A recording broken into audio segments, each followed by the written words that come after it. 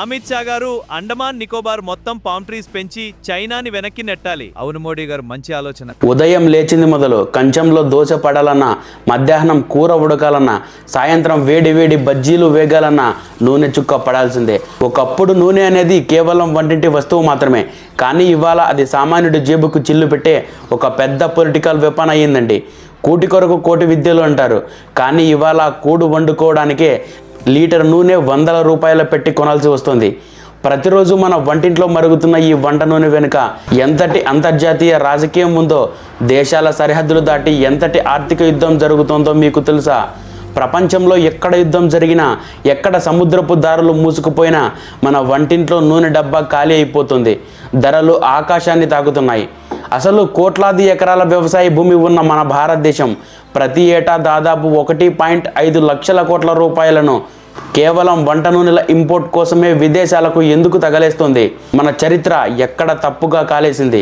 ఈరోజు నూనె కోసం మలేషియా వైపు మనం ఎందుకు చూడాల్సి వస్తుంది? Let's unlock the mystery. మొదటిగా మనం చరిత్రని చూద్దాం. ఒకప్పుడు మన దేశంలో పల్లెటూళ్ళలో గానుగలు తిరిగేవి. వేరుశనగ నూనె, నువ్వుల నూనె, ఆవ నూనె, ఇవే మన ఆరోగ్యం అండి. ఇవే మన సంపద కూడా. ఉల్లి చేసిన మేలు తల్లి కూడా చేయదు అంటారు, కానీ మన సాంప్రదాయ నూనెలు చేసిన మేలు మరేది మనకు చేయలేదు. మరి అలాంటి దేశం ఇవాళ 60%కు పైగా వంట నూనెల కోసం వేరే దేశాల మీద ఎందుకు ఆధారపడుతుంది? ఇక్కడే ఒక అసలైన ట్విస్ట్ జరిగిందండి. 1990ల కాలంలో గ్లోబలైజేషన్ పెరిగిపోయింది. దేశంలో జనాభా కూడా చాలా పెరిగిపోయింది. దాంతోపాటు వంట నూనెల డిమాండ్ విపరీతంగా పెరిగింది.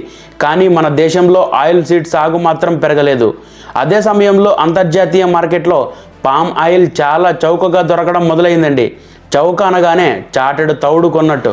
మన వాళ్ళు దేశీయ ఉత్పత్తిని పక్కన పెట్టి చౌకగా వస్తున్న విదేశీ నూనెలను దిగుమతి చేసుకోవడం అలవాటు చేసుకున్నారు.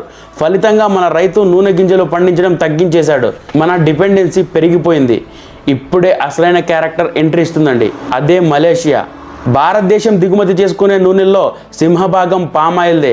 హోటళ్లలో సమోసాల నుండి సూపర్ మార్కెట్లలోని బిస్కెట్లు, చిప్స్, సబ్బుల దాకా అన్నిట్లో ఉండేది ఇదే పామ్ ఆయిల్.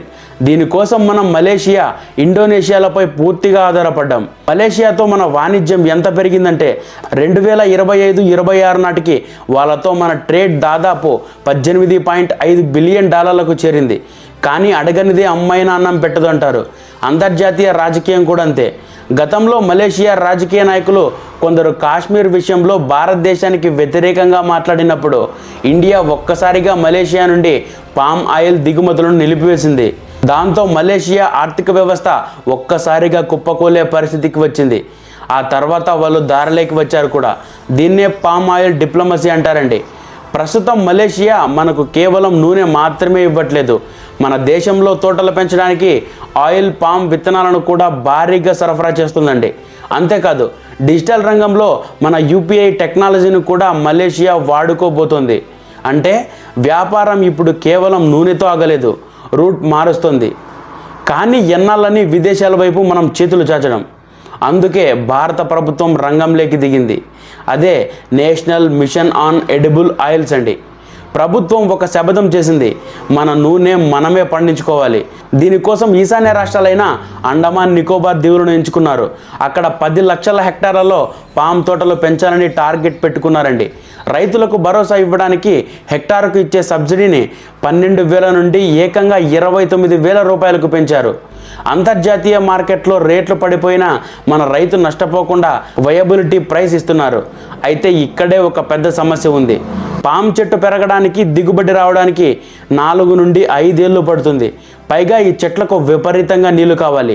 పర్యావరణవేత్తలు ఏమంటున్నారంటే పామ్ తోటల వల్ల భూగర్భ జలాలు ఎండిపోతాయి, జీవ వైవిధ్యం దెబ్బతింటుందని హెచ్చరిస్తున్నారు. అంటే ఒకవైపు దేశ ఆర్థిక రక్షణ, మరోవైపు పర్యావరణ సంరక్షణ, రెండింటి మధ్య భారత్ నడక కత్తి మీద సాము లాంటిదే. ఇక మన దేశీయ మ్యానుఫ్యాక్చరింగ్ పరిస్థితి ఏంటో తెలుసా? విదేశాల నుండి డైరెక్ట్గా ప్యాక్ చేసిన నూనె వస్తే మన దేశంలో ఉన్న ఫ్యాక్టరీలు ఏమైపోవాలి? అందుకే ప్రభుత్వం ఇక్కడ ఒక స్టార్ట్ గేమ్ ఆడింది. క్రూడ్ ఆయిల్ మీద, రిఫైన్డ్ ఆయిల్ మీద వేసే ట్యాక్సుల్లో 19.25% గ్యాప్ ఉంచింది. దీనివల్ల ఏమవుతుందంటే విదేశాల నుండి ముడి నూనె మాత్రమే ఇండియాకు వస్తుంది. దాన్ని మన దేశంలో ఉన్న ఫ్యాక్టరీలోనే శుద్ధి చేయాలి. దీనివల్ల మన దేశంలో లక్షలాది మందికి ఉపాధి లభిస్తుందండి. మన మేక్ ఇన్ ఇండియా కల నెరవేరుతుంది. అంతర్జాతీయ మార్కెట్ వ్యాపారులు రేట్లు పెంచి మనల్ని దోచుకోకుండా మన దేశీయ పరిశ్రమలను కాపాడుకోవడానికి ఈ టారిఫ్ పాలసీ ఒక పెద్ద కవచంలా పనిచేస్తుంది. వంట నూనెల రంగంలో భారత్ తీసుకుంటున్న ఈ చర్యలు సత్ఫలితాలను ఇస్తే 2030 నాటికి మన నూనె గింజల ఉత్పత్తి 39 మిలియన్ టన్నుల నుండి ఏకంగా 69 మిలియన్ టన్నులకు చేరుకుంటుంది. అప్పుడు మన డబ్బు మన దేశంలోనే ఉంటుంది. మన రైతు ముఖంలోనే చిరునవ్వు ఎప్పుడూ ఉంటుంది. విదేశీ నూనెల జిడ్డు వదిలించుకుని స్వదేశీ ఆత్మనిర్భరత వైపు భారత్ వేస్తున్న ఈ అడుగులపై మీ అభిప్రాయం ఏంటి? ఈశాన్య రాష్ట్రాల్లో పామ్ తోటల పెంపకం పర్యావరణానికి ముప్పా లేదా ఆర్థిక వ్యవస్థకు ఒక బూస్టింగా? కింద కమెంట్ సెక్షన్లో తెలియజేయండి. వీడియో నచ్చితే లైక్ చేసి షేర్ చేయండి. ఇలాంటి మరిన్ని ఇంట్రెస్టింగ్ అనాలిసిస్ వీడియోస్ కోసం మన ఛానల్ని ఇప్పుడే సబ్స్క్రైబ్ చేసుకోండి. జై హింద్.